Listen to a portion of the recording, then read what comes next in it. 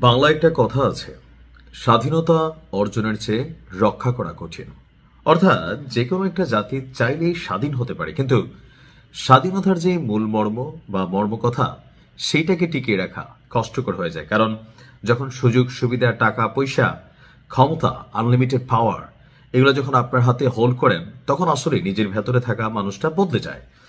তো কথা বলছি আহ, আমাদের এই মুহূর্তে সারা বাংলাদেশে যেই কয়েকজন ক্যারেক্টারের উপর নির্বাচনের সময় মানুষের সবচেয়ে বেশি ফোকাস ছিল, বা বিএনপির কাছে খুবই গুরুত্বপূর্ণ একটা ক্যারেক্টার হিসাবে আপনার বা আসন হিসাবে দেবিদ্দার আমাদের হাসনাত আবদুল্লার জেরিয়া বা প্রথিতযশা রাজনীতিবিদ ইঞ্জিনিয়ার মঞ্জুরুল হক মুন্সি, ওনার যে আসন, তো সেই আসনে হাসনাত আবদুল্লাহ বিজয়ী হয়েছে।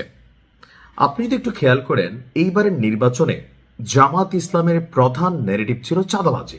অর্থাৎ আওয়ামী লীগ চাঁদাবাজি করেছে, বিএনপি ক্ষমতা আসলে তারাও চাঁদাবাজি করবে। সো দেশকে যদি চাঁদাবাজ মুক্ত করতে হয় তাহলে জামাতকে ভোট দিতে হবে। কিন্তু বাংলাদেশের জনগণ, বাংলাদেশের বড় দুইটা রাজনৈতিক দল আওয়ামী লীগ এবং বিএনপি, এর বাহিরে আসলে রাষ্ট্র ক্ষমতায় আমি জানি না আগামী দিনে হয়তো অন্য কোনো দল আসতে পারে।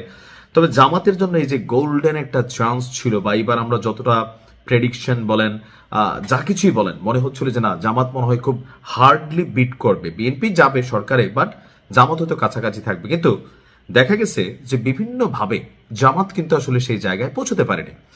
তবে হাসনাত আবদুল্লাহ পৌঁছে গেছে। এখন এই যে চাঁদাবাজি ন্যারেটিভটা, আপনি তো জনাব তারেক রহমানের বক্তব্য শোনেন 31 দফা, বা বিএনপির একদম ঊর্ধ্বতন কর্তৃপক্ষ যারা নির্বাচন নিয়ে বারবার কথা বলছিল। আপনি নাসিরুদ্দিন পাটোয়ারির আসনটা দেখেন, মির্জা আব্বাসকে চাঁদাবাজ, গ্যাংস্টার এই সেই বানায় নাসিরুদ্দিন পাটোয়ারি একটা ন্যারেটিভ তৈরি সৃষ্টি করেছিল, পিনাকি সৃষ্টি করেছিল, ইলিয়াস সৃষ্টি করেছিল, কিন্তু জনগণ কিন্তু ওনারই বাইছা নিল।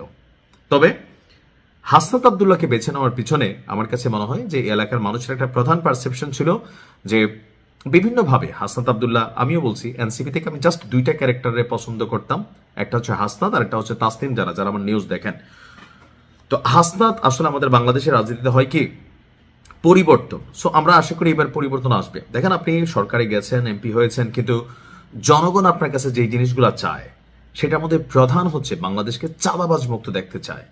যে আমি আমার একটা কাজ করব লিগেল ওয়েতে, আমি ব্যবসা করব, আমি সরকারি ফি দিব, আমি যেটা আছে ট্যাক্স দিব, সবকিছু দেবো, কিন্তু কোনো একটা ব্যবসা করতে গেলে, কোনো একটা কর্ম করতে গেলে, বা রাস্তায় একটা সিএনজি চালাইতে গেলে, এই যে বিভিন্ন জায়গায় নামে বেনামে বিভিন্ন ওয়েতে এই যে টাকা পয়সা নেওয়া হয়, এগুলোতে মানুষ বিরক্ত।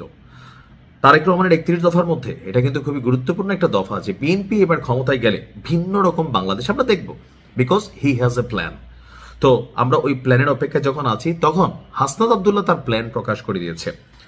আজকে একটা বক্তব্য হাসনাতের খুবই ভাইরাল, দেবিদ্দারের বাসীরা, আজকে থেকে দেবিদ্দারকে চাঁদাবাজ মুক্ত করা হলো, চাঁদা মুক্ত করা হলো, সবাই ব্যবসা করতে পারেন, কোথাও কাউকে সরকারি ফি এর বাইরে 10 পয়সা দিতে হবে না।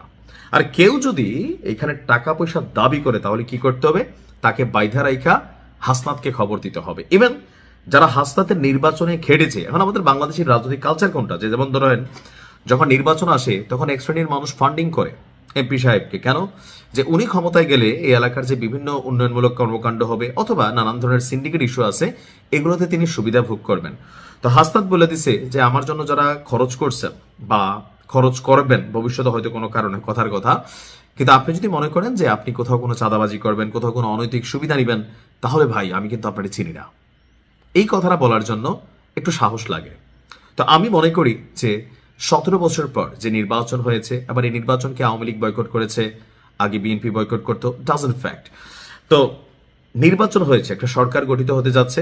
আমরা আশা করি যে অতীত থেকে বিএনপি শিক্ষা নিবে, কারণ বাংলাদেশের মধ্যে এখন একটা ভাইব তৈরি হয়েছে। আমরা চাই বাংলাদেশ চাঁদাবাজ মুক্ত হোক। আপনি আপনার কাজ করবেন, আপনি আপনার ব্যবসা করবেন, একজন রিক্সাওয়ালা সে রিক্সা চালাবে, একজন হকার সে হকারি করবে, তাকে কাউকে 20 টাকা 50 টাকা দিতে হবে না, সে আইন মাইনা হকারি করবে। অবৈধ জায়গায় সে করলে তার বিরুদ্ধে রাষ্ট্র ব্যবস্থা নিবে, এখানে মানবিকতার সুযোগ নেই, কারণ এগুলো রুলসের মধ্যে আপনাকে আনতে হবে।